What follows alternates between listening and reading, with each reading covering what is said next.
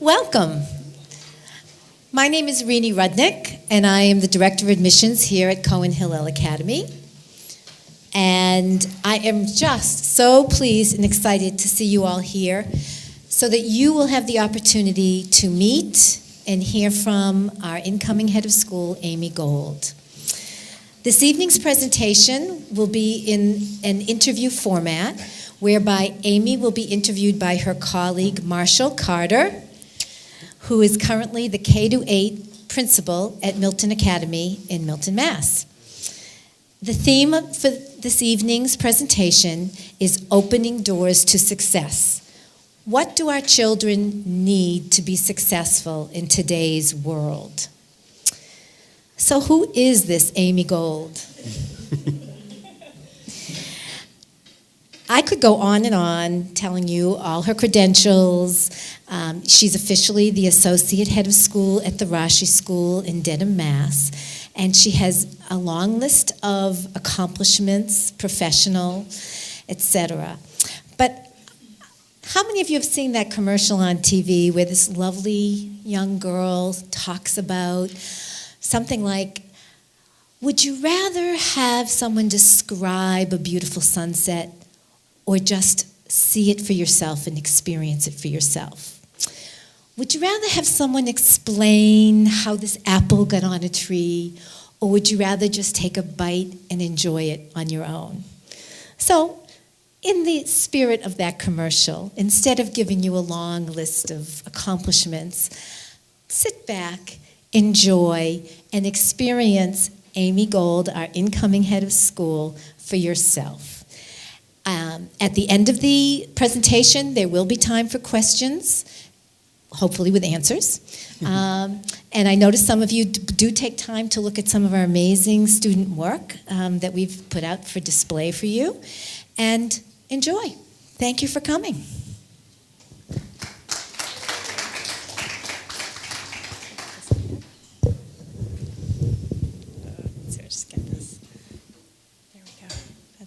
Okay, thank you, Rini, for that really lovely introduction. And some of you are faces that I recognize and even remember many of your names, which is good. And some people I'm just meeting for the first time, and I want to just give everyone a little background about myself and why I'm here and why I'm really excited to be coming in as the next head of school in what will be Cohen Hillel's 60th year next year, which is really exciting and a very proud moment in the school. So I feel very honored to be taking on this headship at a time in the history of the school. I have always, if you were to ask my mom, she would tell you that when I was a little girl in my room, I would set up my stuffed animals and play teacher. So that was something that happened very early in my life, and I used to enjoy doing that as a child in my room. And even though that was how I played, I didn't know that I was going to become a teacher and go into education. In fact, I studied other things in college. I studied history and French and always loved mathematics, but didn't think that education was where I was headed until I spent my senior year at college. I wanted to make a little extra money, like many of us did, and started teaching Hebrew school. And I would get up on a Sunday morning and drive out to the main line outside of Philadelphia, and I would teach Hebrew school, and I just loved it. And I thought anything that could make a college senior want to get up at 7:30 on a Sunday morning and drive to go be with a classroom of 15 8-year-olds. I had a second grade class, it was Kita Bet, and that I thought this is what I want to do, even though I had studied very different things. And it changed my whole path of really my career. And I decided I would pursue education. I went into an intensive teacher training program in New Canaan, Connecticut, at the New Canaan Country School, a very elite school outside of Manhattan in Connecticut, and loved teaching there. And then really thought I was going to spread my wings after college. Many of my friends had gone to New York and DC and some stayed in Philadelphia, and I thought, you know what, I'm going to go down to DC. That really interests me. And I moved to DC and found a job teaching in Jewish day school. And for me, that that, I knew I would never leave Jewish day school. I loved being in an environment where I could connect all of the important Jewish heritage that I had had going to Hebrew school and going to Jewish overnight camp, and being able to combine that with the teaching of math and science and reading. And I had a very small class, and it's one of the things that I look at here, and I think my very first class had 8 children. I taught second grade, and I had 8 kids, and it was the most wonderful little group of children, and it was transformative for them. And thank God for Facebook. I'm still in contact with those kids that were my 8 little second graders back then. And it really was just a wonderful, wonderful place to be. And I've stayed in Jewish day school education my whole career after leaving DC and coming back here. And I very much, I think of something that the late Steve Jobs said, and I was very taken by this because it really connects to me about why I choose to be in a Jewish day school. Having gone to independent school, I could have gone into independent school education, but decided to stay. And what Steve Jobs wrote, he said that you can't connect the dots looking forward. You only can connect them looking back. And that really speaks to me about the importance of Jewish day school, because it says we have to rely on all of what we know from our history of the Jewish people and use that to help us really deepen our understanding of what's coming forward in our lives. And we have such an opportunity in today's age to be able to help ground our children in that learning and the shared tradition of Judaism, and helping them make their meaning going forward, relying on the tradition that we have for so many thousands of years. And so I really live by that creed, and it's very important to me, and I'm excited to be able to bring that into the North Shore community here in a place that has been incredibly welcoming to me. I feel it's just been such a warm embrace. Everyone sort of already have had the offers to say, I know you live in Needham, but if you want to stay here on a snowy night. And it's really such a warm and wonderful place in the times that I visited the school. And there's just a buzz that I'm thrilled to be a part of and to be beginning this next chapter. So tonight is an interesting night. Yeah. Marshall and I have known each other, as Rini said. Marshall and I have known each other for a while. We began our sort of taste of administration together at Rashi, at the Rashi School, where he and I both came in as new administrators. We were both given the tasks of heading up. I was heading the grades 3, 4, 5 division at Rashi at the time. Marshall was hired to head up the middle school after having come from Shady Hill, as being a teacher of social studies and language arts at Shady Hill for, 7, 8 years. So we were cutting our teeth together on administration in what was at the time a school that needed also a lot of work, and that needed to have its just sort of grow in its time, and has changed considerably since when we both started there. And so we've known each other and have stayed in touch. And Marshall, after was only at Rashi for 3 years, but then left to be the K-8 principal at Milton. And not only do we enjoy spending our time together talking about non-school related things, but we also often, get into good conversations about teaching and learning, and about the challenges that we face as administrators, and really just as what children and families are experiencing in schools today. And so this format was an interesting one. We thought we can kind of capture the type of conversations that we often have with a captive audience, and we're hoping that we'll be able to answer some of the questions that you have as well. So I think I'll probably be more Charlie Rose than Rachel Maddow in terms of my interview style. But to Amy's point, we decided that sort of a question and answer format that would sort of grow into us maybe sort of commenting on and riffing on each other. And then towards the end, if you came in with a question tonight, or if we pique your curiosity or stir a question in you, we'll make sure to leave some time at the end that in a way that both of us can respond to. What I will say this, Amy is someone for whom I have the utmost respect as an educator. I actually have a very clear memory of the first time we sort of officially met. The new team of administration at Rashi went out to lunch at a Thai restaurant in Newton, and we just immediately connected and have had that strong connection as friends, but also as professional colleagues since then. So tonight is sort of almost an attempt to let you into the kinds of conversations, the kinds of things that we talk about, and in doing so, give you a sense, a flavor for the kind of thinking about education that Amy brings here. So without further ado, Amy, we talk a lot about success in education. Obviously, everybody wants success for their children.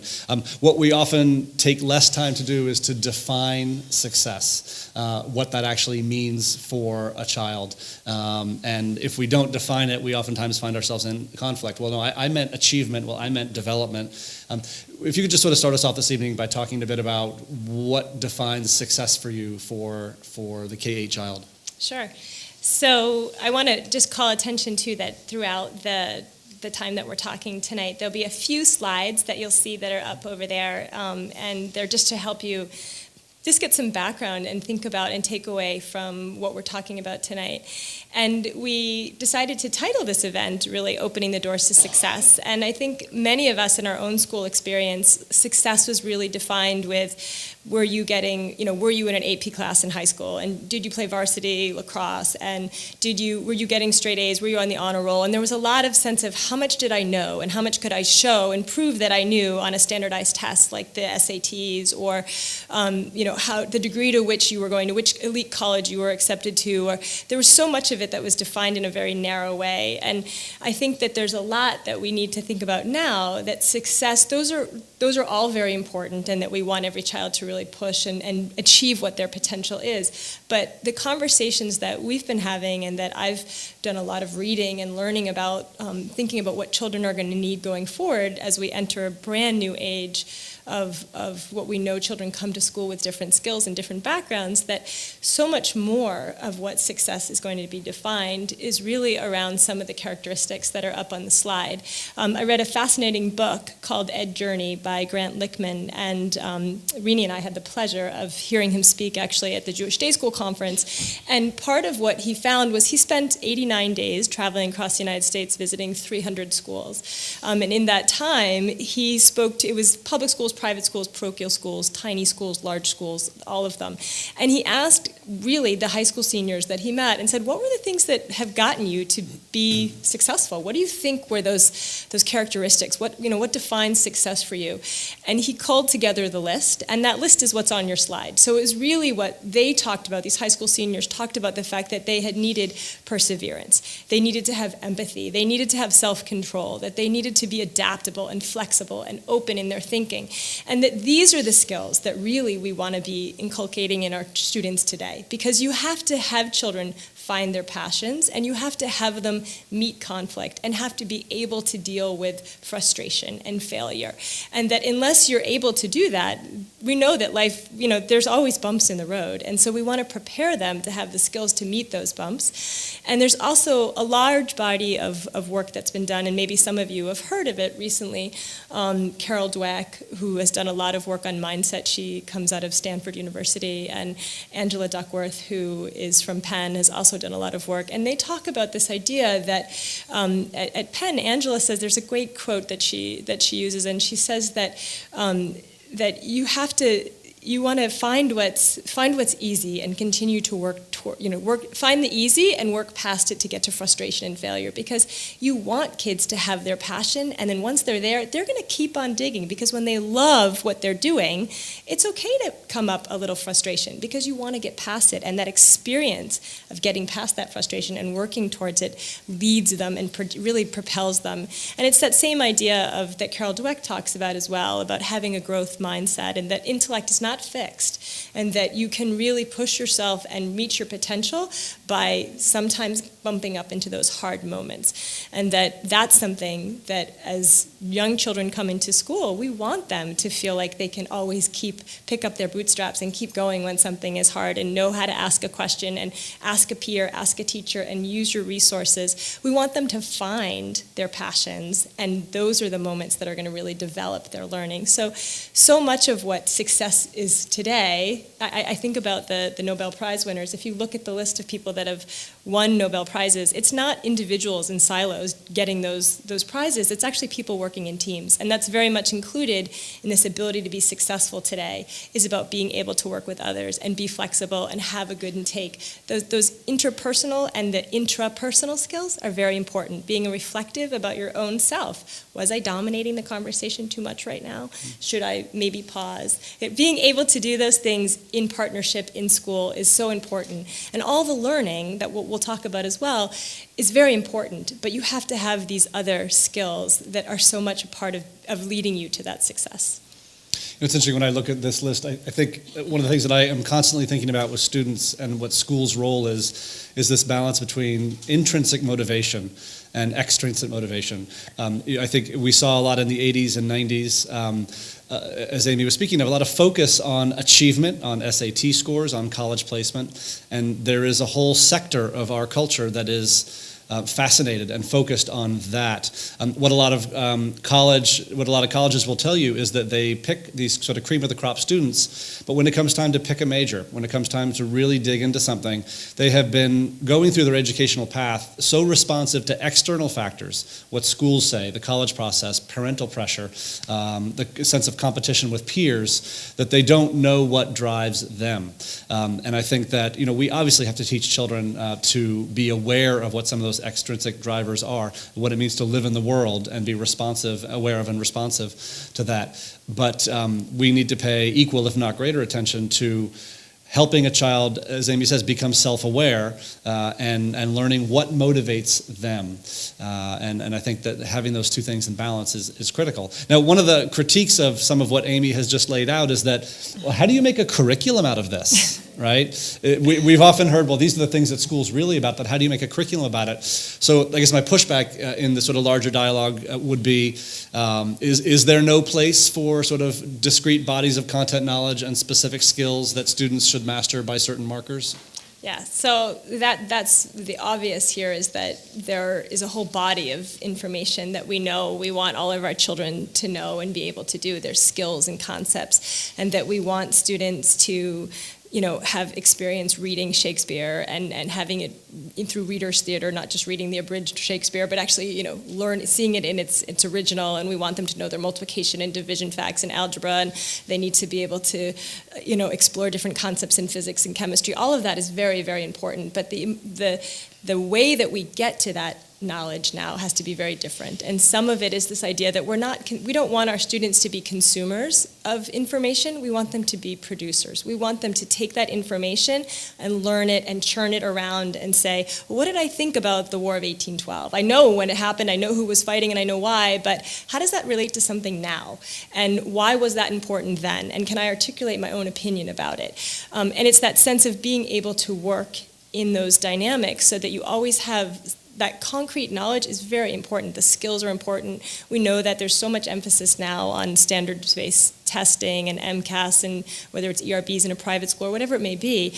We all want our children to know that information, but we also want them to do more than just know it. And there's also, and we'll talk a little bit later about this, but the sense of, with technology, this information is available to us. Just, you tap your Google and it's right there. So all of those facts are there for you at your fingertips. And so we need to do more than just teach our children those facts, and that we need them to really interact with them, and we need to have them own them. And whether it's learning about the causes of the American Revolution, and then how can they then tell you about it? How are they going to display what their thoughts were about it? Are they going to make a YouTube video? Are they going to write a rap about it? Are they going to make a poster? Are they going to say, this reminds me of something I learned about in a different country?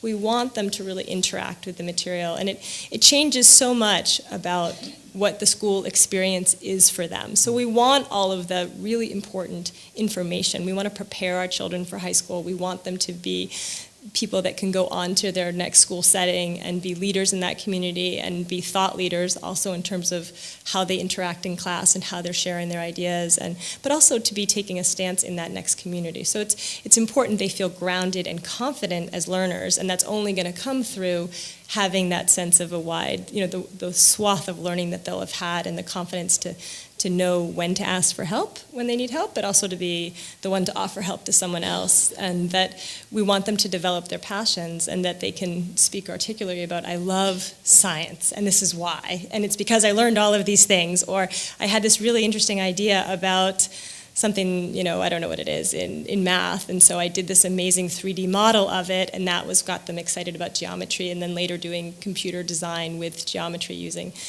technology. So we want them to have all those experiences, but we want them to interact with them and do things that are more creative and collaborative than just learning the material. So one of the ways that this is sort of commonly expressed is that today's classroom is less about helping students arrive at answers that may, in most cases, be sort of predetermined to be mastered, and more that the classroom is about questions. Students engaging with, asking, being asked complex, complicated, juicy questions is one of the great expressions that I've heard. Let's give us a juicy question. So if you could sort of continue in this vein and talk a bit about what is a classroom where complicated, complex, compelling questions are being asked of students. What does that look like? So this is something that I can answer both on the teacher side as how I want to work with teachers and how progressive schools are thinking about the teaching that's happening, but also from the student side. So there's really both lenses to this, and I'll just call your attention to the slide that has a really lovely graphic around what does today's classroom look like if you're thinking about the different types of activities and the role of the teacher, the role of peers in having an active and a classroom that's based on juicy questions and big ideas. So when you think of the teacher, often we talk about designing units that we want to say to our faculty. You always want to start with the most important essential questions. What do you want the children to know and be able to do by the end of this unit? And then you want to go to the children and say, well, what do we know? And what do you want to learn? And what are some assumptions that maybe we think are true, but we're not really sure? So you want to start from this place of questions, because once you always want to think about what is it that we're trying to understand here, and how are we going to get at that? And what's the order that if we have 7 questions about dolphins or whatever it may be, how are we going to find that information out? And then how do we prioritize it? So you can actually build in some of even these executive functioning skills of there's all these things we want to learn. How do we attack it? What's the first thing we're going to do? What is something that you might want to, and for the teachers to have the conversations, what's something that we're going to we might learn today, and maybe you'll know this a year from now, and that's great. What do you think you might remember 10 years from now? And what do you think you might remember 50 years from now about what we're learning? And these are the kind of questions that you want the kids to be thinking about. What do you think is going to stick with you 25 years from now? Do you think it's going to be the exact, how much meat that the dolphin eats, or maybe that dolphins communicate through sonar? So there's different levels of those questions that you want kids to be thinking about, and that's really important. And the teacher is the guide there. The teacher is the one that's helping bring those questions out, and to start from that place of questions. I love this idea also because it just resonates so much for, and lots of us have heard the jokes around, you get 3 Jews in a room, you get 5 opinions, right? So we're always asking questions, and if you go back to Talmud, right, there's always a machloket, there's always a debate going on about what was right and what question, or Rashi was known for asking so many questions. This is who we are as the Jewish people. So I think it's important that we build that also into the students' experience, that asking those questions and having to debate is so much part of being in that classroom setting where different voices are being heard, and there's different ways to explore what you want to know and demonstrate what you've already learned. And I love the model of chavruta also, of this traditional sitting with someone else and asking questions and having to defend and bouncing ideas off, because if you're just taking in information by yourself, it's very flat. You want active learning, and the classroom that's centered on these compelling, juicy questions is very active. And the teacher's role changes very much from what our experience probably was in the classroom with the teacher at the front giving the information versus the facilitator who's helping to put small groups together, that's helping to scaffold the learning that might be happening in terms of the research, and helping them present what they're going to learn. And I love this idea that when kids have compelling questions, they want to then be able to teach someone else about it, and they want to show their learning to other people. And it can be that they talk a lot about assessments that are informational based, that you want them to do writing and activities that have purpose. You're not just writing a book report to write a book report. That's not very exciting. But when you actually have read a book and you're going to write a letter to maybe another teacher in the school, or to the author to say, I loved your book and these were the reasons why, that's compelling writing for the students to do, rather than just the flat book report. So there's so many pieces to this that we want our students to be very engaged in their learning and active learners, and thinking about what those big questions are. There's also the idea of these juicy questions is that they're very open-ended. So sometimes there's a discrete answer, and sometimes there's not. Sometimes it's about being creative in your thinking and helping kids to come in at multiple points of view, multiple ways to understand a question, and that's the richness that's there. So these questions that kids ask don't often fit into neat boxes, and I actually have a distinct memory in my own middle school experience where I asked my English teacher about the historical context that a book we were reading was set in, and she just looked at me straight-eyed and said, "I'm your English teacher. Talk to your history teacher about that." And I went on to major in both English and history in college.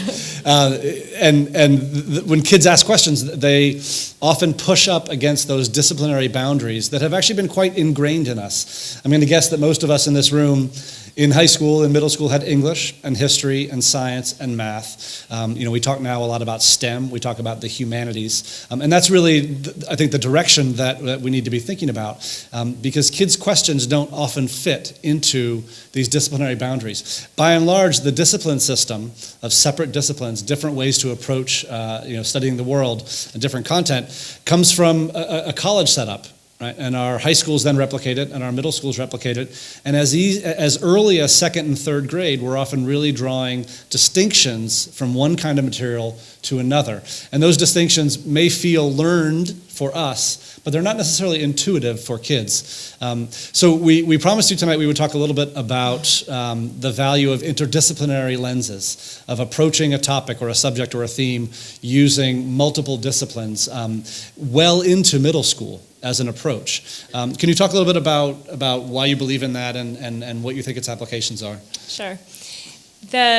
There's a lot of research around how children learn and about making connections in the brain and understanding how long information is going to be embedded and how deeply it's embedded and how easily can you recall it. And what we know is that when students are able to, if you're studying for a test and you're trying to remember all these facts, the best way to do that sometimes is to make a story up about those facts or to have a mnemonic for if you're trying to remember. My daughter had the hardest time remembering how to spell because, so her teacher said, big elephants cannot always use small elevators. And she never forgets it because that was her mnemonic. But it's this idea that you have to embed learning so that it can have context in multiple places. So when you think about what Marshall was saying, that if you're learning a subject just in a silo, it's not going to be as deeply learned as if it has other connections to science and social studies together, or math and Jewish studies together, or language arts and social studies, that you're giving your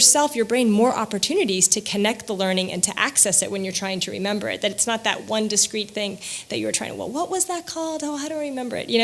And so that being able to have multiple touch points makes the learning deeper, and all the more so if you have experiential learning, which I know has been so much a part of what's been happening here at Cohen Hillel, that if that learning is embedded to having been at the ocean, or if it's having been at Whole Foods and having to have done a pricing activity when you were there, if there's an experience that's also connected to it, it's that much deeper.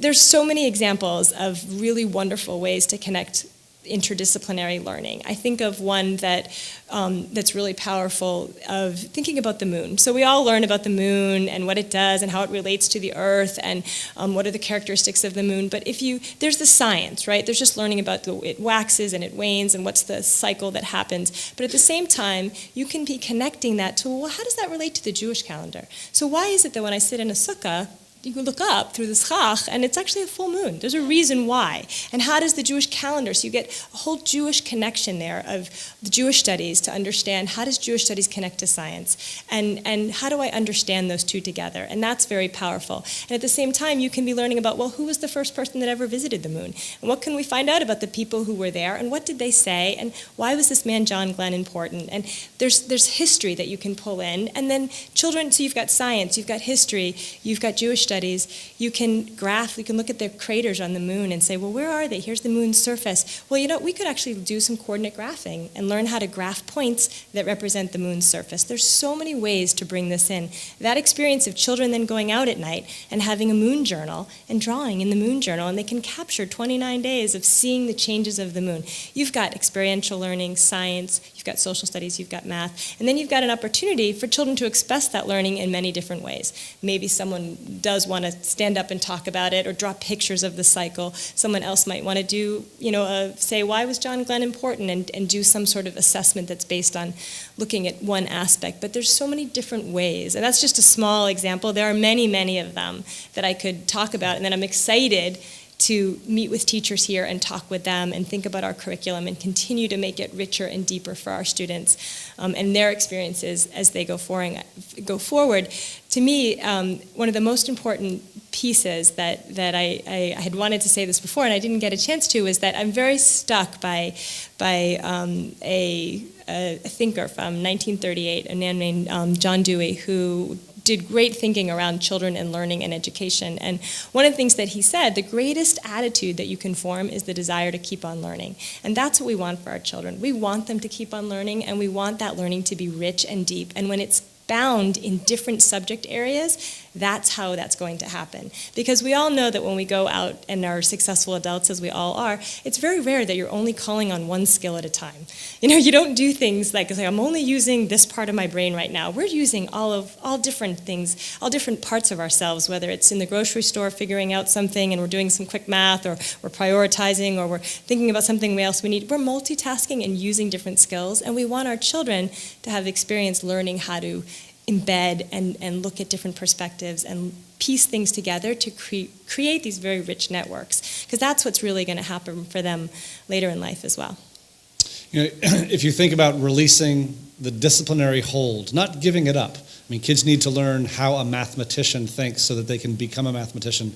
They need to learn how a scientist thinks. They need to see that there are some similarities to how a scientist and an historian think, but there are also some really distinct thought patterns to each discipline. But if you think about what is opened up with interdisciplinary learning, how many of you are asked to engage in a task at work for 45 minutes and then have 3 minutes passing time, and then engage in a completely different task for 45 minutes, and then go on? I mean, can you imagine how crazy you'd go by about 10:30 in the morning?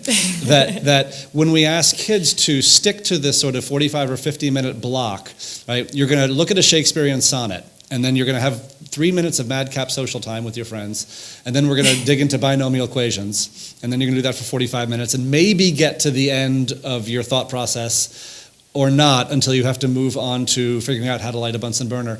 It doesn't make a ton of sense to how children actually learn. So when you engage in interdisciplinary learning, in interdisciplinary units, it begins to have implications not just on the schedule in the day and letting learning form in more sort of logical, rational units. Maybe you need sort of 3 or 4 5-minute bursts of different things, and then a sustained hour to dig in with your peers and your classmates. But it also has implications on how teachers teach. If you start compelling and inviting the teachers from different disciplines to collaborate, not only are they making connections, not only are they creating greater relationships among themselves, they're actually modeling in front of the children what their expectations are for the children. And so there are some pretty interesting and profound implications as we, again, not completely let go of disciplinary thinking, but as we embrace the much more reality-based approach to learning, which is that things are always cross-referencing, and the ability to see the connections and shift gears quickly is an important thing for kids to learn. So sort of leading from that, Amy, when we shift towards a question-based interdisciplinary approach to learning, it does have implications for teachers. The model for teaching shifts a little bit. Can you talk about your experience with that? So that is a lot of us, again, if you think of a traditional model of school with the teacher at the front of the room and the teacher is the disseminator of information, that model is really old. And we have to think about what have our students experienced now coming into school, that it's not the teacher who's the sage person giving out the information, but actually that role has shifted to the facilitator of information, and for information gathering, for problem finding, for problem solving, and that it's really the teacher's role to be scaffolding that learning, to know what the big ideas are that a student should be grappling with while they're there, and being able to also be directing that learning in different pathways and supporting as needed, but also pulling back as needed as well, that you want to be both giving that push and pull and having students learn to be able to access that. There's so much of what we know, again, that students can get from accessing through technology, that that's really no longer that the teacher the relationship between the teacher and the student is the piece that nothing can replace that. That can't be replaced by technology. And the relationship between peers, that can't be replaced by technology either. And in fact, we know that there's so much that we have to think about helping kids unglue from their screens and actually pick up a phone and have a conversation rather than texting back and forth. That these are things that you can model those relationships. The relationship building is so important in schools, and so teachers really are focusing on making sure that there's active learning, that there's scaffolded learning, that there's experiential learning, that those big ideas are happening and being discussed and grappled with, but also that the skills are being honed and mastered at the same time. And that teacher as facilitator, that teacher as relationship builder is really the role that is so different now than the person who has to stand at the front and say, everyone's in rows, and say, now class, open to page, we're going to read from Macbeth right now, and let's just sit and read it together. It's a very different role for the teacher, and it's a very exciting one. I mean, one of the things that I've always loved is that in all my years that I've, shifted into the administrator role, I've also been able to be in the classroom. I'm currently teaching math, and I teach 5th grade math, and it's so fun to be in there in the classroom with the children and working in small groups or helping them struggle through math problems that we're working in and doing a literature circle and leading those discussions with my 5th graders. So it's very compelling to be in education right now as well, and to be the teacher in the classroom because of the opportunities that exist for the relationship building, and the same thing that the small class size where you can always be shifting. There's also a sense that there's very little that the teacher's doing that has 20 kids all at once. Even if you have 20 children in the classroom, that's just not the model of the way good teaching happens, and it's really small group based, and that you have kids in small groups that are flexible, that are changing, and the teacher is the rover interacting with those groups at different times and helping and leading and assessing and guiding. And so it's actually a very exciting time to be in the field of education because of the opportunities that exist within the classroom that is just very different from all our experiences in schooling previously. So I have to say that I have not been on a stage like this in a couple years without seeing at least a third of the people fiddling with their devices. I want to use that as sort of an intro. First of all, thank you. But I want to use that as an intro to the fact of technology in our lives now. I have a 2nd grader, an 8.5-year-old, and I'm just beginning to face with her the issues that I've long faced as an educator, and I know you're in the same boat, Amy, that on the one hand we worry deeply about how much screen time our kids have. We worry deeply about the influence of social media on kids. We worry deeply about the darker corners of the web that you can very quickly find yourselves in, that kids can find themselves in. So we worry about technology. And at the same time, we also recognize that it's a motivator for kids, right? And it can be incredibly engaging, and as a tool, it can be incredibly powerful.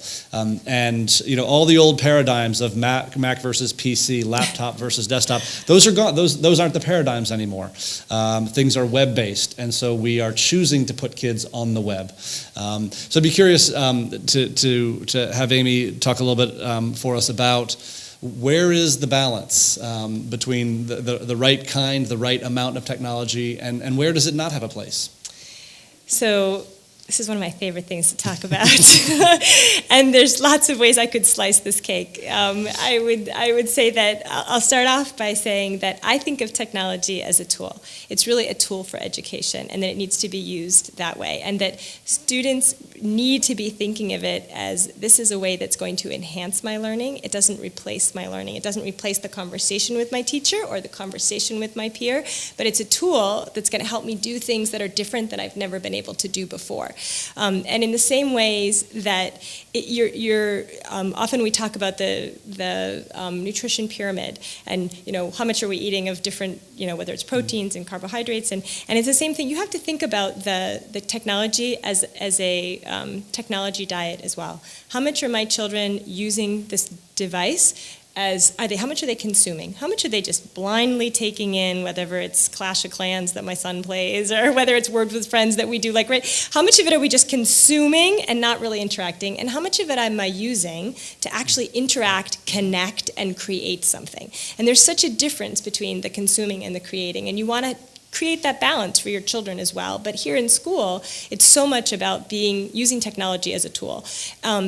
I think about Google Docs and being able to use Google Docs with children. It has radically changed students' ability to not lose things. You don't have to email a document that went back and forth, or use put in your little drive, and then you have to worry, is it a virus? Can I use this one from home or that? Or I forgot the paper in my backpack and I had it and it was on the kitchen table. Technology also is incredibly helpful in terms of that flow of work for teacher and student and teacher to teacher. It enables students to connect in ways that they've never connected before. It's fascinating to me that there's incredible opportunities for students. We have this wonderful pilot that it's not a pilot anymore, it's 3 years that we've been working at Rashi using a learning management platform called Moodle. And teachers sometimes use it to post, for example, we'll post an article. And so my social studies teacher in middle school, about a year or so, there was a great article about, that New York City was banning the size of how big of a soda you could buy, that it wasn't healthy to be buying 22 ounces of Coke, right? So he said, as a current events piece, I'm going to have kids, you need to read this and you need to react, and you need to post what your response was to the article. And then the object was also you had to read another peer's response and you had to comment on what your peer wrote. So there were 16 kids in the class, and you figure, okay, they read it and then they commented, and then they had to comment themselves and comment on someone else's. So theoretically you could, 16 kids, there's 2 posts, you can do the math yourself. When I tell you that after 2 days there were 104 posts, kids were fascinated by reading what other children were writing, and they were doing this over the weekend. This was not an assignment they had to do. They had fulfilled the assignment. They had read and they had responded to one classmates. The conversation kept going. If you think about technology allows for that learning to be extended beyond the walls of the classroom. It's one of the most powerful ways to think about an iPad. You can have a great science lesson and learning about anything, whatever it may be. You're looking at lichens and you're studying about algae or moss or whatever, and kids can go outside and start photographing and then writing about that photograph right there on their iPad. It's a tool. It helps to enhance. It doesn't replace the teacher. It doesn't replace conversations, but it allows students to demonstrate their learning in more creative ways. If you think about what was on that screen with all of those openness and creativity and adaptability, those are skills that technology enables. At the same time, it has to be used responsibly, and that's where I feel really strongly that you can, people know about Common Sense Media, it comes out of Harvard. It has great guidelines for parents and for teachers and for schools around safe internet usage for children and helping parents have guidelines for that. I think any school that has technology has to be teaching those actual digital citizenship lessons about what does it mean to be a responsible user of consumer and user and producer of technology. How do you recognize good information versus bad information? There's so many strands, and it's really important that that is part of our curriculum now as well, because there is this sense of that kids can, little 2-year-olds and 3-year-olds, you ask them, well, I don't know, just Google it. Well, that's like a whole new verb that we all use, right? But, there's power with information, but there also it's cautionary as well. And I think as educators, there's so much creativity and freedom that we have for children to be able to explore and create using technology, and it needs to be that balance of a little bit of both. I think there's so many ways to teach media savvy. One of the things that I am concerned about is when kids go to the web, do they know what they're seeing? Do they know who created it? Do they know why it was created? When I was at Rashi many years ago, I was teaching an 8th grade history class, a section through the year, and we were studying the American West as part of our American history study. And the idea came forward that we should spend a little bit of time studying Jews in the American West, 19th century, early 20th century. And so the kids all sort of divvied up different research projects, and they did it by state, they did it by individual, they did it by, so where would you find Jewish life and Jewish people in the American West? What opportunities were there? What were they able to leave behind from their European and East Coast homes? And what did they also find, unfortunately, still existed in the form of anti-Semitism? And so they started to work together to write up a couple of pages that would summarize all this. And the idea came forward, this was still sort of in the early days of Wikipedia, that they should post this to Wikipedia. And there are a lot of conversations, should it be its own page? Should it be part of the American West page? And we decided that we wanted to have the visibility of being on Wikipedia's History of the American West page. So it was sort of a game of chicken, who was going to jump in first and start writing that night from home, entering their content, and then who was going to start in the class editing their classmates' content and seeing how it took shape. Within a few days, we had a very nice sort of 4 or 5 paragraph passage inserted in the right place in the existing article. And then the kids logged on one day, and at the top it said, "This page has issues." Now, when you tell middle school kids that their writing has issues, it recharged them. And a couple days later, in fact, the entire section had been taken down by another editor, another user, who knows where.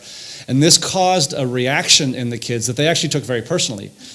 They didn't know the reason why it had been taken down, but they, as adolescents do, they went to a place of, this was someone who doesn't want that content there. And so it engendered a really phenomenal conversation, some reconsideration of what they had written to make it more historically accurate, to ensure that it wasn't someone else's opinion about the theme, but rather issues with the historical accuracy of it. And it got better and better and better until it stuck. And that was a really illustrative experience, because the kids realized with both pride and humility that the content that they were getting from online sources might have been put together by an 8th grade class somewhere else. And did they believe that that had the requisite level of expertise for them to cite in their own work? We are in a very, very different time now. Every one of us in this room had access to supposedly solid, if not somewhat culturally biased, references like encyclopedias, that there were the givens, the places you could go reliably for information. Kids actually don't have that luxury anymore, because while there are online, published resources that are locked in and have the credibility, plus more flexibility of earlier sort of things, encyclopedias and all that we used, the content really could come from anywhere. And so their ability to suss that out and assess what's really going on with a critical eye becomes even more important. We usually don't have to convince upper elementary and middle school kids to be skeptics. They like being skeptics naturally, but to really then harness that in a developmentally appropriate way, that they can look at what's in front of them and size it up and determine whether it has validity or not, and then, to Amy's point, defend why they think it's valid or not is an increasingly, it's not just an academic skill, that's actually a critical skill. As they have so many more channels, they're going to be assessing much more. So we want to turn to the audience in a few minutes. So this is sort of your primer to warm up any questions or thoughts that you have for us. But I wanted to give Amy a chance to close this part of the program by talking a little bit about how this all adds up to this phrase that we've been bandying about lately, which is a community of learners, right? Cohen Hillel, if we're doing all these things well, becomes truly a community of learners. And just sort of thematically, if you could expound on that a bit. Sure. So one of the wonderful things about creating a community of learners is this idea that the teachers are learners as well. And sometimes that comes as a surprise, that people think, well, but the teachers are the ones who know everything, they have all the answers. And it's actually that you really want to build a school community where everyone is learning.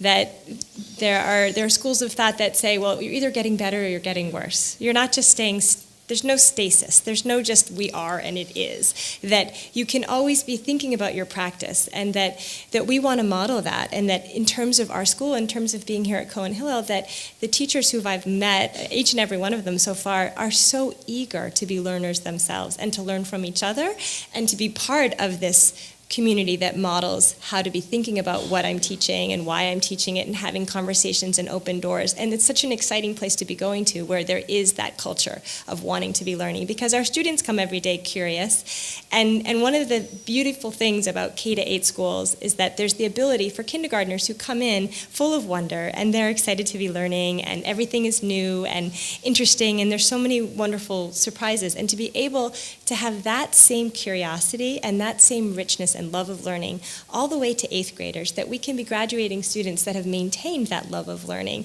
and that curiosity. That's the beauty of being part of a community where everyone is always thinking about asking questions, being reflective, talking with their neighbor, and learning something new every day, and being able to leave with that. Teachers often sometimes have what's called a ticket to leave at the end of the day, and they'll say, tell me one thing that you learned today that you're taking home with you. And it can be something small. It can be, I learned that I actually wanted to be, I'd never really chatted with this person at recess, and I found out that we both take dance, or whatever it might be, but it can be small and it can be big, but those small moments sometimes are equally as powerful, and that it's so important to be focused on this idea of being a community of learners. It helps your teachers to be so engaged, and professional development is so important, and that starts at all levels. There's obviously, so I'm a learner. There's so much that I'm trying to learn about Cohen Hillel and the North Shore community, and I'm very open about that, and I tell teachers that I work with all the time that there's things they're teaching me, and there's things that I'm being able to then think about and think differently in the same way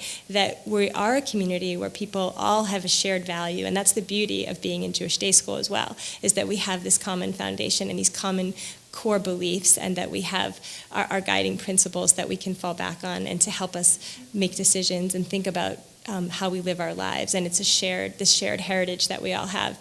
And so being together in community of learners, where as the new head of school, I can help to guide our teachers in their craft and in their practice and their excitement that they already have, which I've already experienced, about what they do every day in the classrooms with their children, where those children are continuing to find their own passions and to find the things that interest them and learn how to pick themselves up when they're stumbling and ask for help, and to be resilient and to be adaptable and creative and open, and really be able to pursue those passions and connect. And that's the gift of being in a small school that has so much. There's a theme that just runs so consistently through everyone that I've spoken to, everything I know about so far about being at Cohen Hillel, and it's just such a thrill to be in a place that there is such consistency and unity, and it's a wonderful time for the school. There's so much opportunity for us, and there's so much ahead of us in terms of what our children will get from being here, whether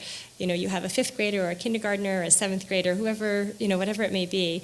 There's so much ahead of us, and I'm thrilled to have had the opportunity tonight to talk. There's one more, there's sort of a takeaway I want you to have as well, so that the last slide that we put together really is, I always think it's important that when you go to a conference, sometimes you say, well, or a workshop, if I can have one thing that I walk away with, then it was successful, that my time was useful. And so I want you to be able to leave tonight also with a sense of something that you walked away with that you find helpful. And these are just some of the essential questions. That was what we talked about, that you have to have essential questions. You have to know what was the purpose and what am I going to take away from it. And so these were some of the essential questions that you should hold on to yourself when you think about your children's experiences, and you think about, what, like we said, what is it that you want for your child in terms of thinking about their success in their schooling, K-8. And I just also put down a couple of the resources. These are fabulous books that I think are very readable for, whether you're an educator or not an educator. There's so much in there. And pieces of it came from the conversations that we've had tonight. There's different aspects that have been woven into the comments that we both have made. So we are happy to answer questions from the field, and don't be shy. So if anyone has something on their mind they want to ask, feel free. Great, thanks. So I have a question, but when I thought about this question, I realized that I might be putting you on the spot a little bit. I didn't mean to do that. So let me first say that I was very impressed by what I've heard, and I'm glad that my son is going to be going to the school. My question is, what is sort of your approach or attitude or whatever to questions or topics where theology conflicts with science? Mm-hmm. Okay. Now, I didn't mean to put you on the spot, but this is but because we're a mixed group here. Some are more secular than others. I happen to be fairly secular, and I have my opinions. But what's your attitude, approach to these places where science and theology don't agree? So the question, just so make sure everyone could hear it, is that where is, what's my thinking around the balance and the interconnectedness of science and theology, and how do you approach that in a school, in a community-based day school? And I think that part of what is so important for families to understand in being in a community-based day school, and that we all come from different traditions and different attitudes in our household, is that there's a sense of that there can be different answers to different questions, and not everyone's family, just the way not everyone's family has the same ideas about screen time or about certain types of bedtime rules or whatever it may be, that there's different families have different ways of answering certain questions. And I think the most important piece is to say there are Jews who believe this, and this is one way of looking at it, and then there are other people that believe it a different way, and it's not saying one is right or wrong, and that these are conversations that I feel strongly that people need power, knowledge is power, so understanding and having information is really important, and that those conversations very much happen within the home, and being able to enable those conversations to say there are some folks who for Pesach maybe celebrate 7 days, and there are some that celebrate for 8 days, and in Israel, people do this because it's different in Israel than it is in the United States. Just the way there's multiple ways to answer, and I'm not a person who says there's only one right way, because I think that's not who we are as a pluralistic community, and I think it's important not to be afraid to shy away from questions, but to say different people believe differently, but I want you to know what the gamut is, and these are important questions to talk with your families at home, and I'm happy to have those conversations or to have, help you have that conversation with Rabbi David or whomever it may be, but I think it's really important to give kids a sense of what the breadth of the conversation can be, obviously at an age-appropriate level. Sure. Just a follow-up question, just to make things a little more concrete. For example, would you teach evolution? When I teach evolution. I have taught evolution.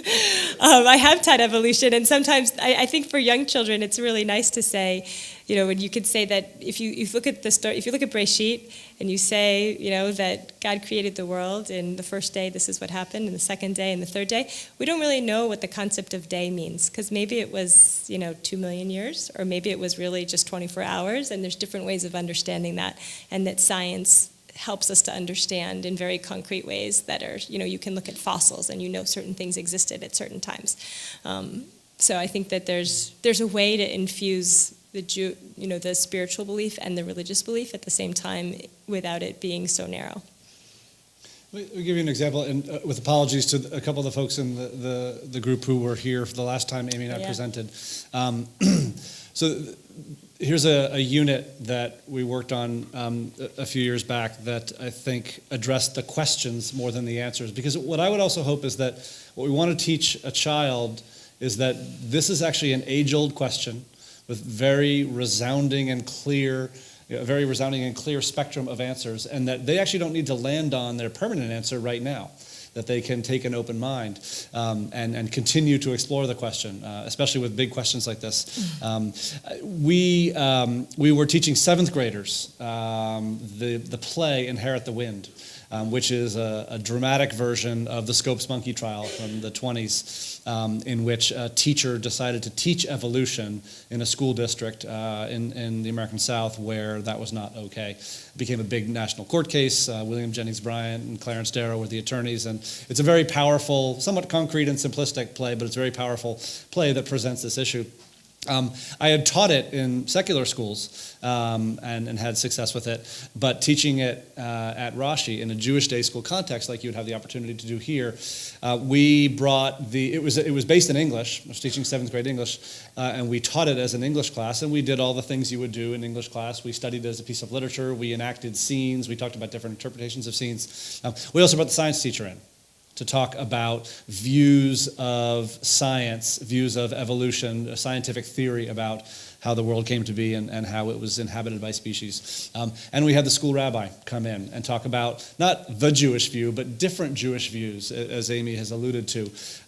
And we also, we brought a Jewish studies teacher in, and we had, in this interdisciplinary way, many teachers working on it with the kids. And then in addition to the formal assessments that we had at the end, you had to take a quiz or a test on the plot and the characters and all. We also had each kid write a 2 to 3 page personal essay on where they were on this question right now.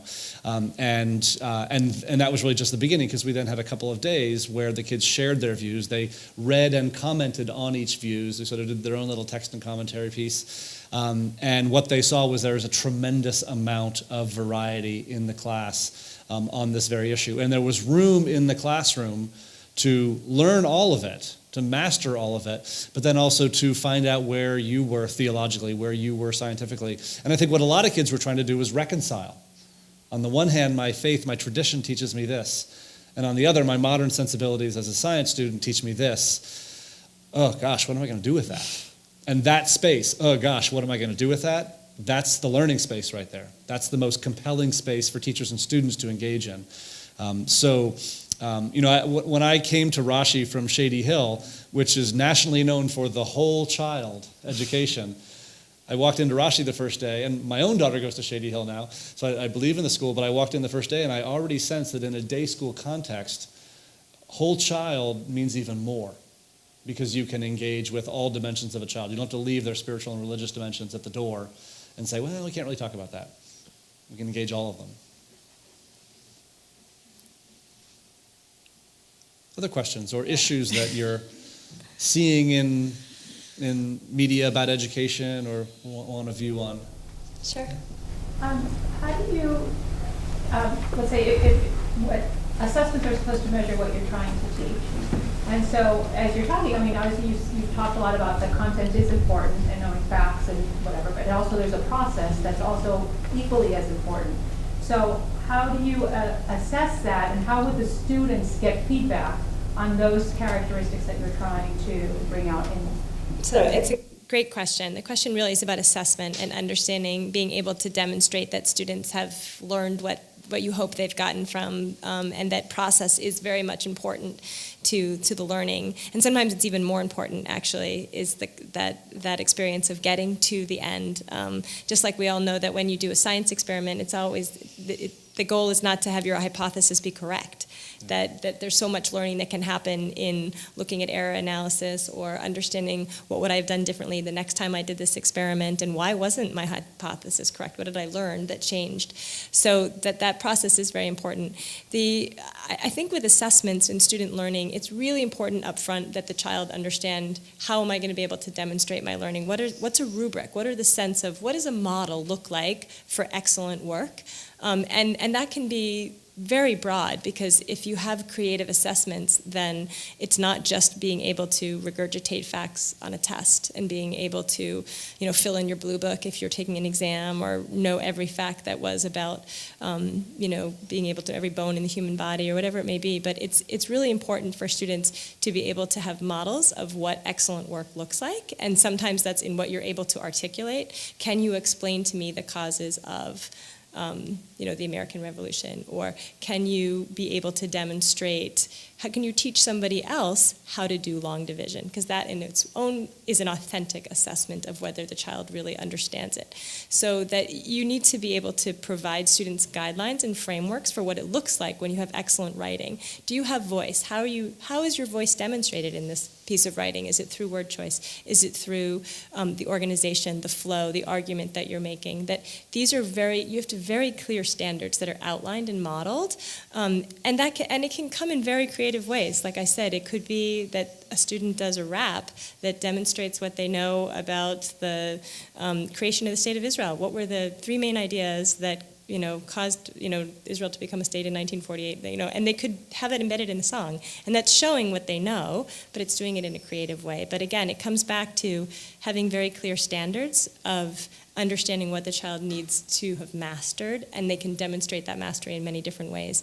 But you have to have it accessible, because you always want children to be reaching their highest potential. And so it shouldn't be that, well, I did 2 out of 3, that's good enough. Because if you know 3 out of 3, then that's what to stretch for. And you want, I think, the more that students feel passionate and engaged in their learning, they're going to take the extra step to want to do the 3 out of 3 and not the 2 out of 3. So it's really important that learning be transparent, and that there's no hidden agenda. That often when you start a class, that I often tell teachers that on their board, whether it's the whiteboard or the blackboard or whatever it might be, it will say, by the end of today, you will be able to, and it'll say, know your multiplication packs through, for the 5s and 10s, and you will be able to name 12 elements in the periodic table, or whatever it may be, that there's really clear what they're going to know and how they're going to get there, may be different for different children, and that's that ability to help kids meet them where they are, but that it's very clear the learning is transparent both for parents and for teachers and for students. One of the words that you hear educators throw around a lot is metacognition, which is sort of a fancy piece of jargon for what do you know about your own learning and learning process? And it's really something that we stress a lot more with students now. And in addition to the sort of the assessments as driven by the teacher that are so important, both formal and informal, summative and formative along the way. One of the things that we really believe in is that students should become self-aware about how they're doing. I'll typically ask a student, how do you think you did on this? And have them come to learn whether they tend to lowball or overestimate their own abilities, and get to an authentic point where it's not out of humility or sort of overconfidence, but just an honest assessment of their work. Because in a sense, you want to sort of put yourself out of a job as a teacher, right? You want to be able to help that student understand their own learning, their own success, their own liabilities as a learner, so that they can self-check and become more and more independent and autonomous in doing that, especially as they get older. It also allows you the opportunity to say, so when you say you're done with this, tell me what you mean by that. If I said you weren't done with it, what more would you do? So they really can internalize that. Because that, again, it gets back to my opening point about intrinsic motivation. Intrinsic knowledge, self-knowledge about how you're doing is critical. You can't thrive in a personal or professional context as an adult without having some really accurate sense of how you're doing, what the feedback would be if you got it. One more? So you talked a lot about success tonight, and we in this community often talk about Hillel as a place for excellence, where we want excellence from our students, but that really requires sort of a top-down approach. We're very fortunate in this community to have some incredible teachers in the school who care about the students as individuals, what they're learning, how they're learning. Can you talk to us a little bit about what your plans are for professional development for the teachers? Sure. So professional development is one of my, it's one of the things I love, and I've worked and done a fair amount of it in my almost 18 years now at Rashi. So it goes back to this idea that you want your teachers to be excited about what they're teaching, because if your teachers are passionate and excited and motivated, that trickles down into the classroom, and then the students feel the teachers their excitement and their desire to engage their learners. And so then you have students that go home and you have happy children because they're learning and can tell you about and really articulately say what I did in school today, or what was fun, recess. That's not what we want to hear, right? So you want to hear the specifics. So for teachers, I think you have to have a very clear, on both sides, you need to have a very clear set of standards of what excellent teaching looks like. And part of that is having a shared vision of having teachers have opportunities to go and observe each other in classrooms, and to be able to, one of the most wonderful programs that I've put together at Rashi has been something called rounds. Just like you have rounds like in a hospital where interns will go and they learn from another doctor, and they're learning about patients, in the same idea that you can have a classroom, a question that for your school, and say, this year we're looking at executive functioning per se. What are some of the things that we do in our teaching to help build children's executive functioning? And so someone will open their classroom and others will come and visit and observe. And then there's an opportunity in a staff meeting for the faculty to get together in small groups and say, these are some of the things I noticed in your lesson, and it made me think about my lessons. And often that the person who's being observed, you would think they might get the most feedback and maybe they're going to get the most out of it. It's actually turned on its head. It's actually the opposite. The observers sometimes learn more because they're seeing their colleague in their craft, and it makes them think more deeply about what they do every day. Like, I never thought of that. Or in the discussion about having observed, my other colleague said something I never thought of. I'm going to try that. And the exchange of ideas. And so having regular and ongoing conversations about visiting each other's classrooms, giving feedback, and we have weekly staff meetings here at Cohen Hillel. So we're going to use those times to set up opportunities for teachers to do peer observations and have those conversations. I'm also a big proponent in having shared readings. And so one of the things that I've done is that every week we have an internal, and I know there is here too, there's an internal weekly newsletter just for faculty.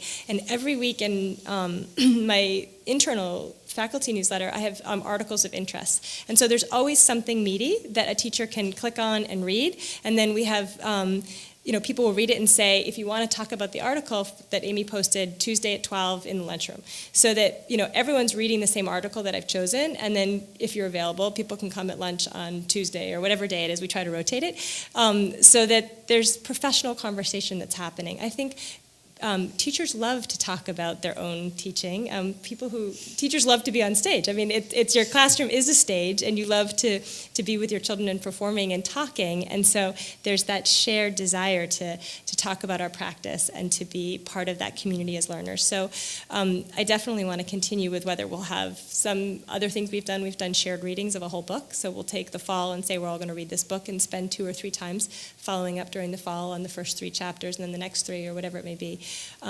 So it's really important to have very clear goals for the year that we're all thinking about, opportunities to observe, opportunities to have shared learning together, and also bring in people from the outside and have faculty meetings be very powerful and useful in terms of thinking about our own practice and learning from others at the same time. Sure. You mentioned, Rochelle, it's top down. And then Amy mentioned that it's most important that the teachers are excited. If we put those two together, I think we can see from tonight that having Amy at the top, being excited and sharing the excitement that you've all hopefully felt tonight does make a huge difference. And I know personally I'm really looking forward to it. Excuse me. I want to mention that, as you know, this has been videoed this evening. If you want to wave, hello. This will be on our website. The full video, and we'll be using the video in various ways, and maybe using it for marketing purposes and in various formats. So you can always direct somebody to our website to look at the video, and I want to thank all of you for being here tonight. You were a fabulous audience. I really want to thank Amy and Marshall for sharing your thoughts with us, your time with us. Amy is really working 2 jobs right now, in addition to being a mother and a wife, because she has been already digging her feet in here, starting to make her plans for beginning in July. And the starting line is back there already. And we're really looking forward to all that this has to bring to Cohen Hillel. And Marshall, We didn't get to say Marshall. Actually, what wasn't mentioned is that Marshall will be continuing to work with me and thinking about continuing to enrich our middle school curriculum. And as it's his passion and excitement that he always brings to the schools that he's been at, has been to always sort of look at middle school, both at Rashi and at Milton. That was what he wanted to do when he went to both those places, was to look at middle school curriculum and really grow it and enrich it. And so he's going to be working closely with me and to bring that to Cohen Hillel as well. So we're not getting rid of him. And just to close, one of the things is you can see that I've been very impressed with about Amy is we don't only get Amy, that she has a really deep and wide group of colleagues behind her and with her that are really very excited about helping out and sharing in any way that they can. And she has already begun to call on some of that expertise for the sake of Cohen Hillel going forward. So thank you for being here tonight. Thank you so much. Thank you for coming. The slides will also be on the